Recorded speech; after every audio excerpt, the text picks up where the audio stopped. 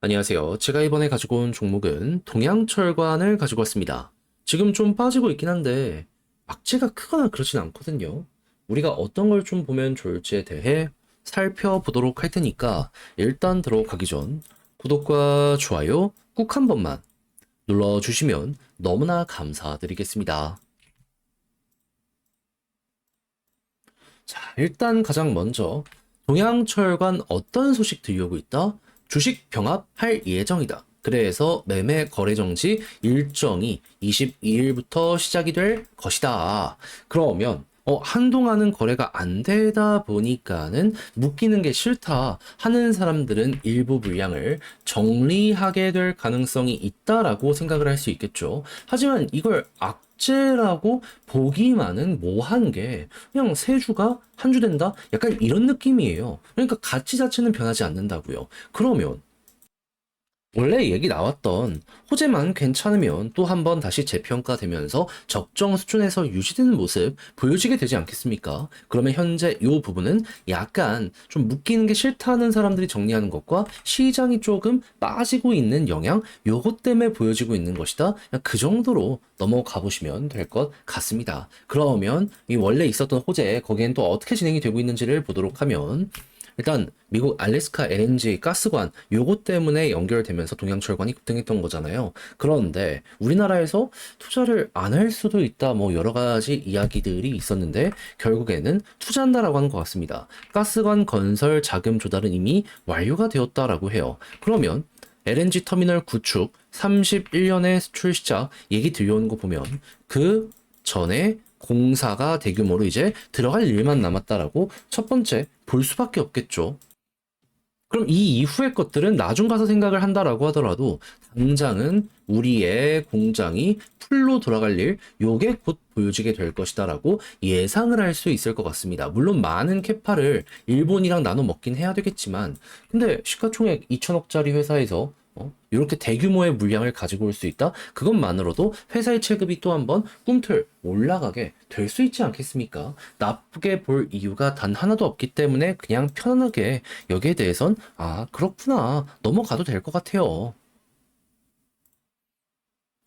그러면 수급적으로는 이제 평가가 어떻게 되는지 보도록 하면 외국인에서 좀 팔고 있긴 하지만 매집이 훨씬 많이 있는 상황이다라는 걸 생각을 하면 보수적인 은행들도 조금씩이나마 담아가고 있잖아요. 이 매수가 더욱더 많이 이어지게 된다면은 그러면 바닥 잡는 건 일도 아니다. 편하게 보시면 되겠습니다. 그리고 이제 떨어지는 모습이 보여지게 되었을 때 지금 121선 여기 이렇게 딛고 올라가는 요 구간이 있었잖아요. 이번에도 또 여기 이탈 안 하면 요게 반복된다. 추세 라인 요렇게 보시면 될 것 같고 그런 상황 속에서 이제 여기서 횡보를 할 거거든요. 그럼 이제 어디를 참고를 해야 되느냐? 일단 첫 번째 케이스 여기 바로 회복해서 21선 돌파하는 모습이 보여지게 되면 볼린저 밴드 상단까지 갈 겁니다. 왜냐면 볼린저 하단을 찍고 중앙선 돌파한 거잖아요. 근데 핵심 저항을 모든 걸 뚫었다? 그러면 위에 걸리는 게 없지 않습니까? 그러면은 이전에 있었던 여기 구간 한 번에 훅 가는 모습 보여주게 될 가능성이 있는 거죠. 그러면 일단 케이스 1 요러한 그림이 있다라는 걸 생각하고 그럼 케이스 2는 어떻게 봐야 된다?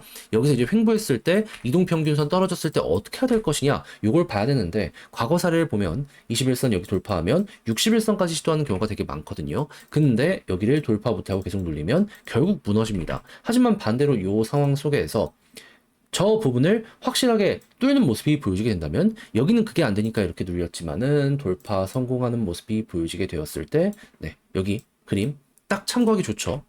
어떻게 됐죠? 한 번 더 가는 모습 보여주면 이전에 있는 고점 부분 시도하는 모습 보여주곤 하죠. 네, 그러면 이거를 현재 자리에 가지고 오면 된다라고 생각을 하시면 될 것 같습니다. 그리고 여기서 추세가 좋으면 이전에 있는 고점을 뚫는 경우들도 종종 발생을 하기 때문에 저기서는 아, 그냥 흐름 꺾이기 전까지만 이어가면 되겠구나라는 마인드로 쭉 보시면 될 것 같아요. 그러다 보면 여기도 노려볼 수 있을 거고 수급 괜찮으면 돌파도 될 것이고 네. 그래서 몇몇 디테일들만 신경을 써서 여기에는 접근 한번 해보시면 좋을 것 같습니다.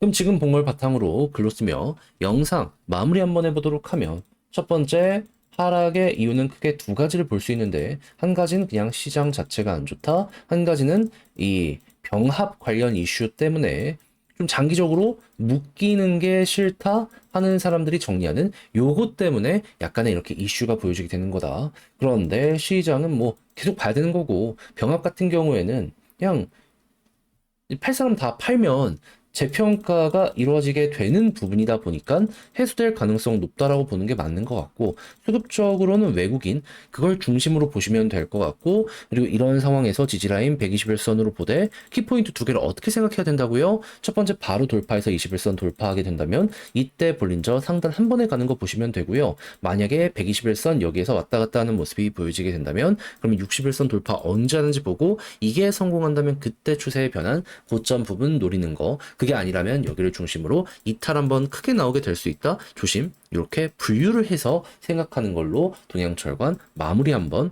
해보시면 될 것 같습니다. 하여 제가 쓸 수 있는 건 다 적어본 것 같은데 여러분들께 도움이 되었을지 모르겠어요. 잘 보셨으면 좋겠고, 전 다음에 더 좋은 영상으로 다시 인사를 드리겠다라고 말씀드리며 이상 주식 정리해드리는 주정남이었고요. 끝으로 구독, 좋아요 눌러주시고 여러분들 이번 주 화이팅 하시며 내일 또 뵐 수 있었으면 좋겠습니다. 감사합니다.